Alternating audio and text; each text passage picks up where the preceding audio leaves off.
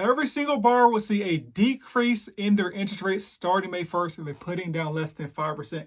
You probably never heard that because you've seen all these hyperbolic headlines that cherry pick and amplify misinformation. You can say I cherry pick that stat I just said, but that is true. Every borrower putting down 5% or less will see a decrease in their fees based on the new loan level price adjustments. So in today's episode, we're going to talk about what loan level price adjustments actually are. I'm going to also show you the loan level price adjustment chart so you can see what's actually happening on May 1st and explain them to you as well, of course. But first, I'm going to read this quote from FHFA Director Sandra L. Thompson.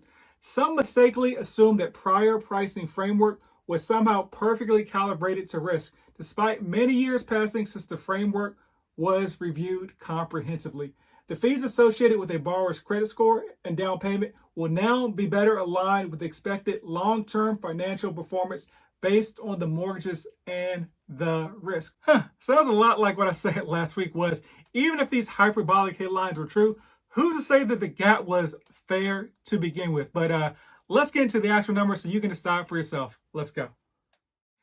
Welcome back to House Rich, the first time homebuyer show where we help millennials figure out how in the world do I buy my first home? Today we're talking about what in the world are loan level price adjustments. They're kind of what they sound like, right?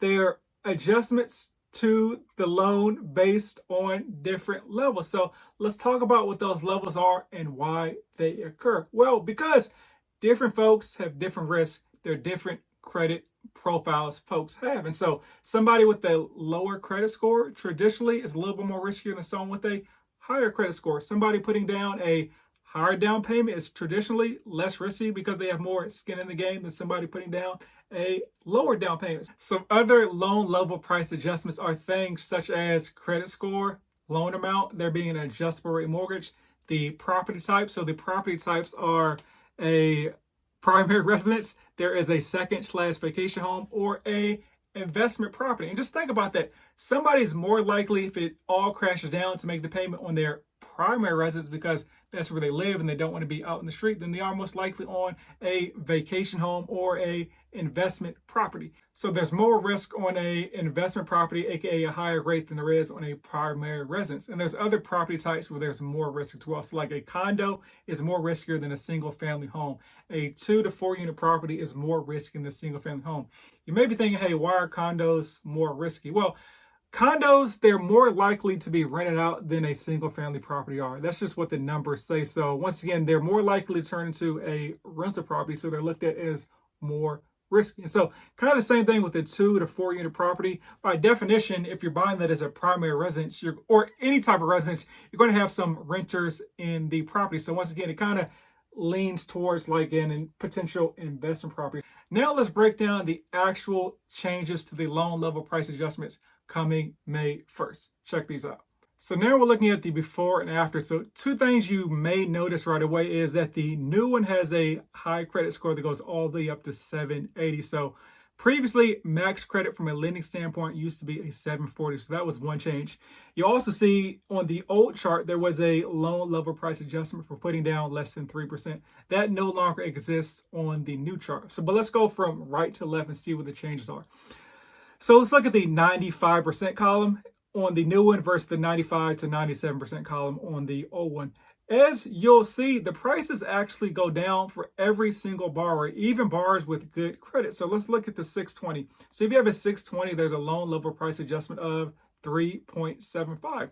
If you have less than a 640, you'll see that the loan level price adjustment is 1.75. So yeah, that was a pretty significant decrease in the loan level price adjustment for somebody that has lower credit. So as the director said, hey, we're reassessing the risk adjustment based on new data. But let's go all the way to the 740 category, right? So 740 back in the day was a loan level price adjustment of 0.750.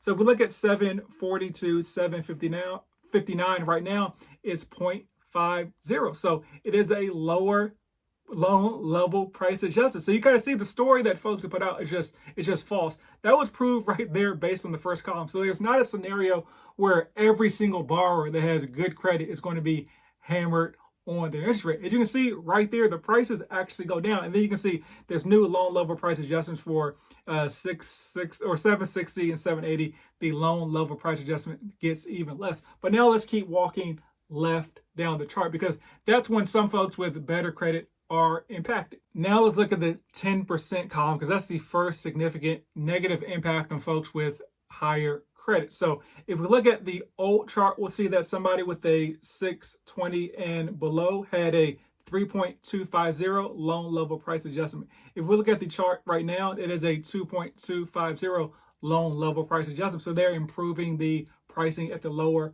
part of the totem pole. But now let's look at where those folks would be if they had a 740 back in the day. So back in the day, 740, 10% down, your price adjustment would be 0.250. So based on the new change, it would be a 6.25. So yes, that is a pretty significant increase for folks that are putting down like a larger down payment and have that 740 credit score. So yes, it does negatively impact folks in that price bracket. Now let's keep moving along. Now let's jump back real quick, because what you'll see is that actually at 5% now, you get a little bit better pricing than if you put down 10%. So I'm a realtor in Dallas and would love to help you reach your goals of home ownership. So click the link in the description and just schedule a call no matter where you are on your journey.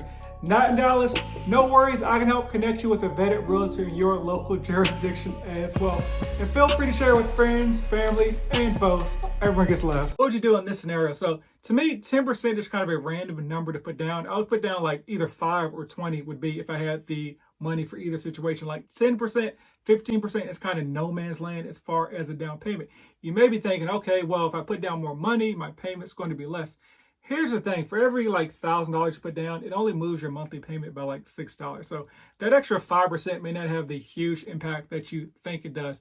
And also, let's say you're in a situation where you're thinking, hey, 15% versus 5%, that's probably going to be a significant difference in my monthly payment and your mortgage insurance. So what you can do in this situation is do what's called like a recast, meaning you can put down like 5% now, and then you can put down like the 10% literally like the next day when the loan closes, and that'll recast the loan, basically spread out the payments based on your new loan amount over 30 years or whatever term is left on the loan. So that is an option as well. If for some reason you think you're going to be hit negatively by putting down a larger loan amount. But let's jump all the way to the 20% down column. So as we can see, 3.25% at 620. And for the 20% down is now 2.875%. So there's a smaller decrease in fees there. Not as huge as it was on the other ones. Now let's look at the 740. It is a 0.250. And if you look at the 740 situation here, so that is pretty significant, a 1.000. So yeah,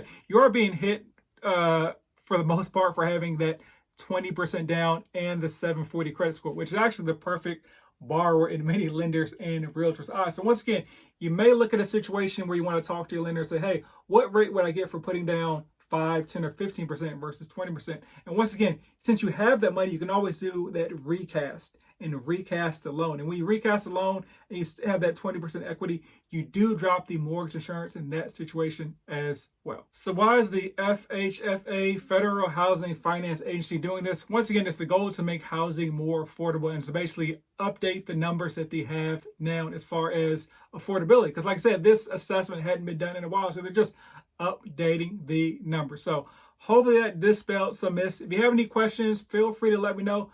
But as always, no matter what your credit score is, buy land, rumor has it, they're not making any more of it.